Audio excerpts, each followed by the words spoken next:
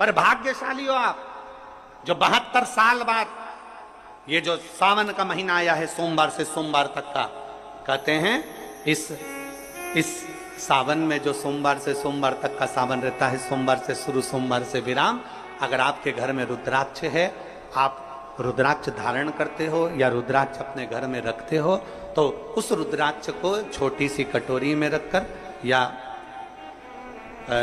एक पात्र में रखकर 7 बार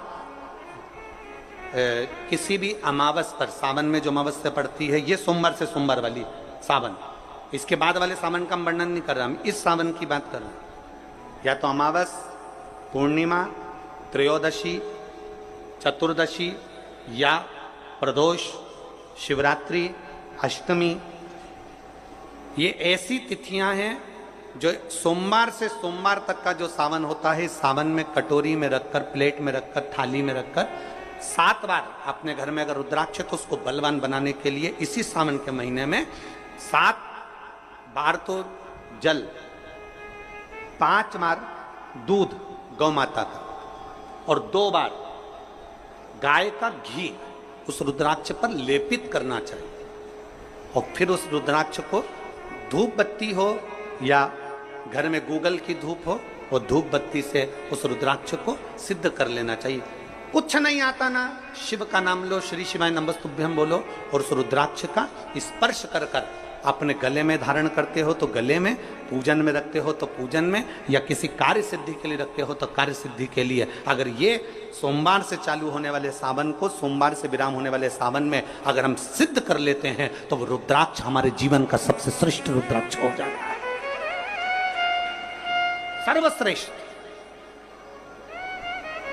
अभी हमारे सीहोर में कुबेरेश्वर धाम पर ये जो सावन का महीना आया है, इस सावन में हमारे यहाँ कुबेरेश्वर धाम पे वैसे तो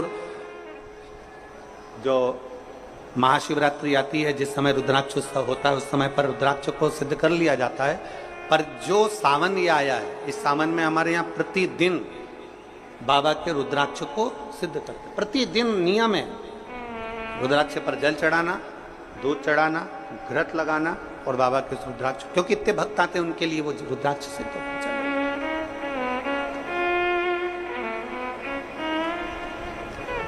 इसी सावन में 4 मुखी 3 रुद्राक्ष, कितने? 4 मुखी कितने? 3। 5 मुखी रुद्राक्ष 3 और 6 मुखी रुद्राक्ष 3। इनके बीच में 1.25 गांठ लगाई जाती है।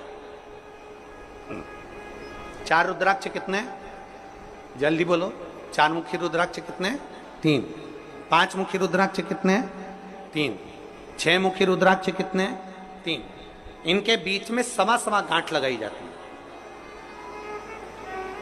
मतलब एक गांठ पूरी लगाई जाती है, फिर आधी गांठ लगाकर फिर रुद्राक्ष को डाला जाता है लाल धागे में, फिर 1.25 गांठ ऐसी चलती है। 9 रुद्राक्ष होते हैं कुल टोटल।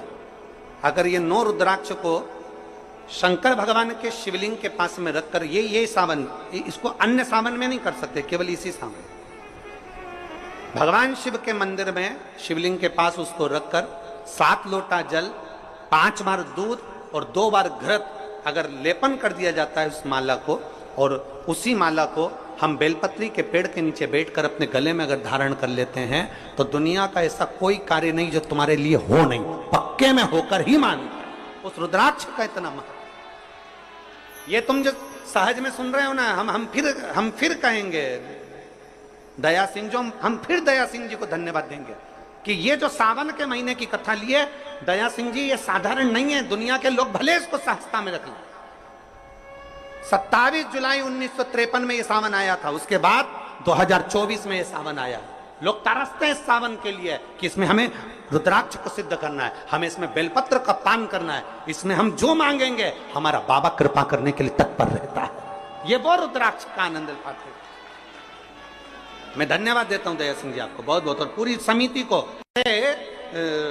शिव मंदिर में जैसे आप लोग जाते होंगे शंकर जी के मंदिर में, तो ये तो शिवलिंग हो गया, ये जलाधारी हो गई, ये जलाधारी है, ये शिवलिंग है। और जलाधारी और शिवलिंग के यहां शिवलिंग से लेकर जहां से पानी नीचे गिर रहा है, आप पानी यहां चढ़ाते हो तो ये घूम के यहां से नीचे आ जाता है। आपने जल यहां चढ़ाया शिवलिंग पे तो जल घूमकर यहां से नीचे आ जाता है। इस जगह से नीचे की ओर आ जाता है, इस स्थान से।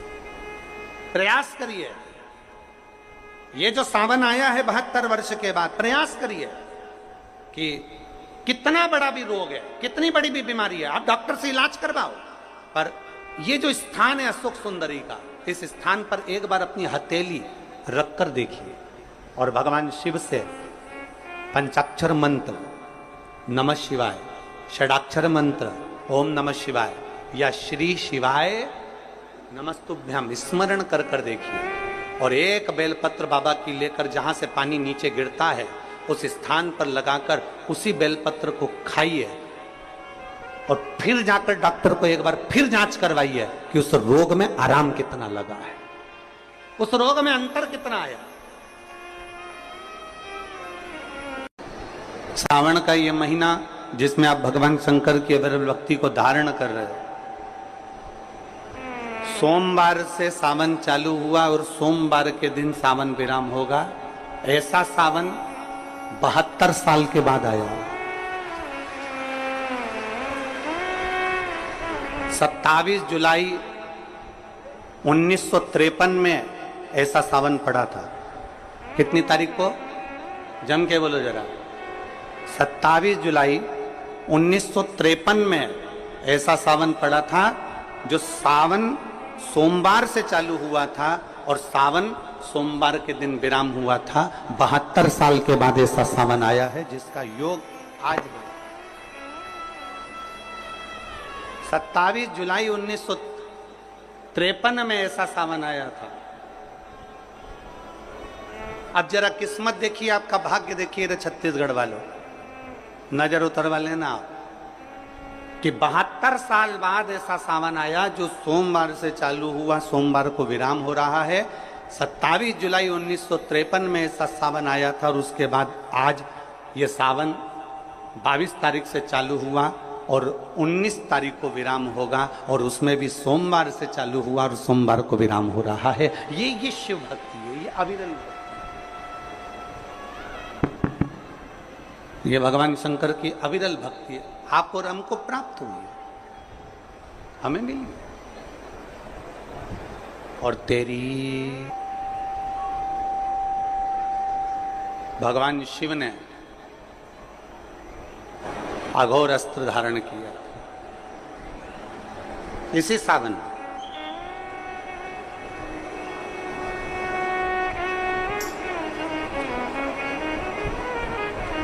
एक त्रिपुरासुर असुर हो गया, 3 पुरियों का निर्माण कर कर वो निवास कर रहा है।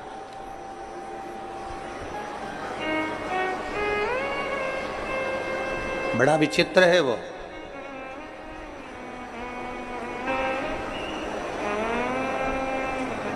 बहुत सावन आते हैं, सारे सावन आते हैं, हर वर्ष सावन का महीना आता है, हर वर्ष श्रावण का सोमवार भी आता है, हर वर्ष प्रदोष भी आती है, हर वर्ष शिवरात्रि भी आती है सावन की, हर वर्ष अष्टमी भी आती है, छठ भी आती है, सब तिथियां आती हैं।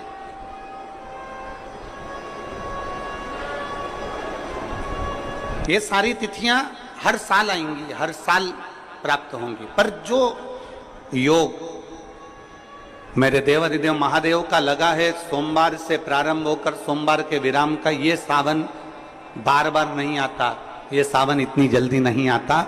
जो 72 वर्ष के बाद 27 जुलाई से 1953 के बाद में आज योग लगा, जो 22 जुलाई 2024 में प्रारंभ हुआ। बहुत ना जाने कितने कितना साधना तप असुर का वध कर दूं, पर नहीं मर। ब्रह्मदेव ने विचार करा कि त्रिपुरासुर का वध कर दूं, नहीं मर। आखिरी में खबर गई भगवान देवाधिदेव महादेव के पास। भगवान शिव जी के पास। भगवान देवादिदेव महादेव, मेरे महाकाल राजा, मेरे कालाधिपति, मेरे ओमकारेश्वर, मेरे विश्वनाथ, मेरे परली वैद्यनाथ, मेरे वैद्यनाथ, ओगड़दानी, मेरे केदारेश्वर, भगवान शिव विराजमान थे, नेत्रबंद थे भगवान शिव। और सबने, सारे देवताओं ने जाकर भगवान शिव से विनय करी, निवेदन करा,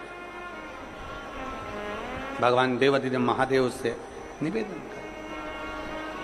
और जब भगवान शंकर से निवेदन किया, भगवान शिव से विनती करी, भगवान शंकर से बारंबार जब प्रार्थना करिए, भगवान शिव से बार बार विनय किया गया, तब भगवान शंकर ने नेत्र खोले और भगवान शिव नेत्र खोलकर पूछे, ऐसा क्या हो गया जो आपको आना? ये 33 कोटि देवता, ये सारे देव आज मेरे पास में, कारण क्या बन गया? कौन सा कारण? यदि आपसे कोई पूछे कि भगवान शंकर के गले में बासुकी नाग आया, भगवान शंकर के हाथ में त्रिशूल आया, भगवान शंकर के मस्तक पर गंगा आई, भगवान शंकर के मस्तक पर त्रिपुंड आया, भगवान शंकर के नेत्र 2 थे 3 हुए, त्रिनेत्रीधारी कहलाए, त्रिपुंडधारी कहलाए, भगवान शंकर के पास बेलपत्र आई, कोई तुमसे कहे कि शिवजी के गले में रुद्राक्ष आया, भगवान देवादिदेव महादेव के पास रुद्राक्ष आया, कोई तुमसे पूछ ले कि यह रुद्राक्ष का प्रागट्य कब का है, रुद्राक्ष का जन्म कब हुआ,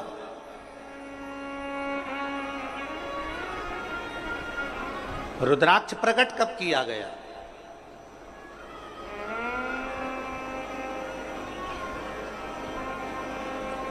अब जरा बहुत हमसे भी कई लोग पूछते हैं, जितने लोग संसार का क्या हो जाता है कि रुद्राक्ष का जल अमृत के तुल्य हो जाता है और कैंसर जैसा रोग भी समाप्त हो जाता है। रुद्राक्ष के जल में ऐसा क्या है?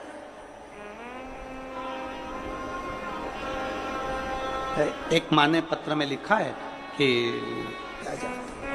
कैसे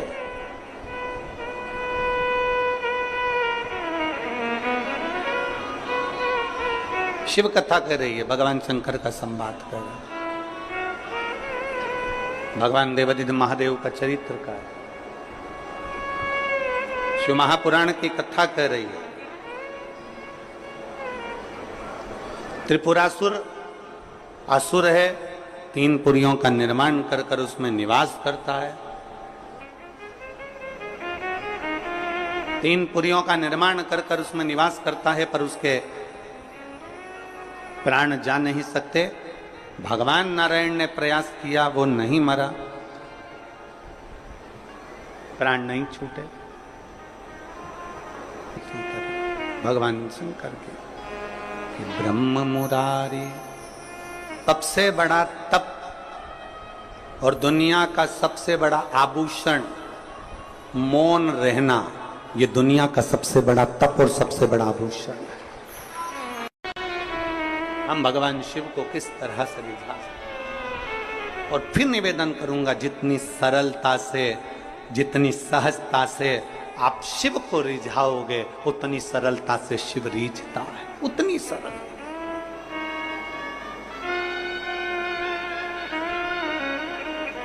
आप जितने भाव से भगवान शंकर को रिझाने का प्रयास करोगे, वो उतने भाव से रिझेगा, उतने भाव। जरा विचार करिए, स्त्री की पूजन आप ऑनलाइन करेंगे, आप और हम सब आस्था चैनल के माध्यम से, फेसबुक यूट्यूब के माध्यम से ठीक शाम को 7 बजे 2 अगस्त को बैठेंगे और ऑनलाइन सब अपने अपने घर से पूजन करेंगे, भगवान शिव की आराधना करेंगे। आप और हम सब मिलकर भगवान शंकर से एक साथ प्रार्थना करेंगे, एक साथ। और जब हम बाबा को रिझाएंगे, और ये इस सोमवार से सोमवार तक के सावन के महीने एक साथ, और जब हम बाबा को रिझाएंगे, और ये इस सोमवार से सोमवार तक के सावन के महीने में 2 अगस्त को तो हम शिवरात्रि मनाएंगे, 17 अगस्त को सीहोर की कांवड़ भी बाबा की कृपा से सुबह 9 बजे भरेंगे। प्रदोष के दिन एक विश्वास के साथ शिव को रिझा, एक भरोसे के साथ भगवान शंकर, एक रुद्राक्ष में होता है सबका बल, एक रुद्राक्ष के अंदर होता है।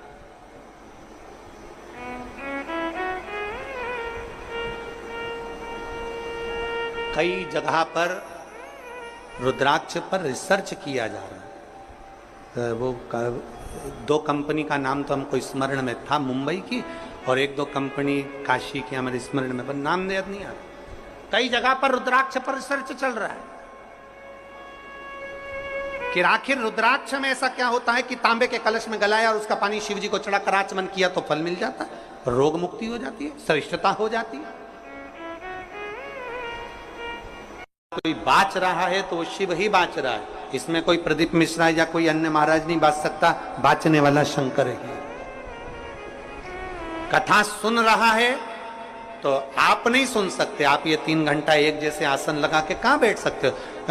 तुम आधा घंटा कहीं नहीं बैठो, तुम फिल्म देखने जाओ टाकीज में और एक जैसी बस यूं बैठी बैठी रहो, 25 बार तो मूंगफली चबा जाओ, 2-4 बार आइसक्रीम खा जाओ, उतनी देर में भी तुम कहीं सीट पीछे आगे नीचे ऊंचे मर्जी पड़ी। आधे 2 घंटे की फिल्म में 15 मिनट का इंटरवल, फिर चले गए, फिर घूम आए, फिर बैठ गए। अब यहां तो तुम्हारे को 1 बजे कथा है, 4 बजे तक, कितनी बजे आके बैठते हो? 10 बजे सवेरे, 9 बजे सवेरे यहां आके बैठ जाते हो। अब 9 बजे से पानी की बोतल साथ में, थोड़ा बहुत सामान अपने साथ में, और बच्चे आए हैं तो फिर उनका भी सामान साथ में, तो फिर 10 बजे से 1 जैसे बैठे और 4 बजे कथा छूटेगी, सब अपने अपने घर जाते जाते 5 बज जाए, 5:30 बज जाए, कोई 6 बज जाए। समय जरा देखिए कि तुमने शिव को कितना दिया, शंकर को कितना समर्पित किया।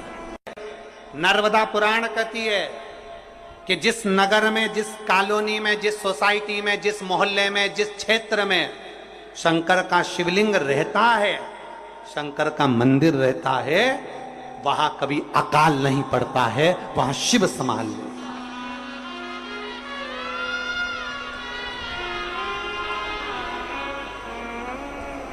वहां शिव संभाल, वहां वो गढ़दानी संभाल।